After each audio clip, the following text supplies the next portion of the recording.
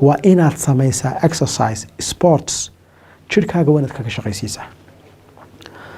daawada jidhkaaga inaad isticmaasho oo aad runtii samayso sports aad samayso riyaado aad samayso oo qodob aad u muhiim ah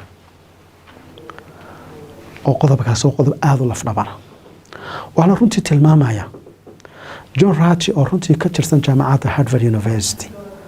ayaa waxa uu research ku soo saaray wuxuu baaray dadka ciyaaraha iyo sports dadka ciyaara ayuu baaray wuxuu soo saaray sacaadada iyo isku xidhiidhka sportsku wuxuu soo saaray dadku marka ciyaaraan runtii ciyaaraha sportska marka ciyaaraan kadib inay helaan sacaado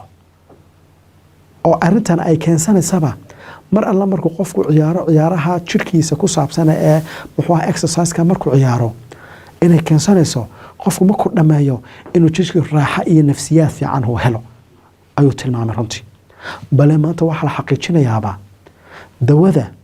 iyo inaad sports ciyaarta exercise aad samayso tamaarin aad la timaado iyo dawaduba inay dawaduba ka fiican ayaa la tilmaamaya bale waxa la tilmaamaya cudurrada qaar maanta dawada kaliya haystanba inaad tahay inaad sports iyo exercise aad ciyaarto oo waxa kamida macaanka laftigiisa kamida cudurrada lagu daweeyo weeyaan in qofku jirkiisa kaga shaqaysiiyo oo ciyaaro oo runtii markaa uu la imaado exercise iyo sports uu la imaado dawada markaa inaad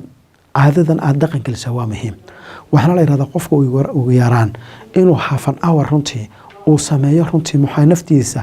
uu tamaarin u sameeyo oo jirkiisa uu runtii ka dhididsiiyo oo runtii uu ciyaaraha la imaado waxay tilmaamaan caafimaadkiisa inay muhiimad gaar ah u leedahay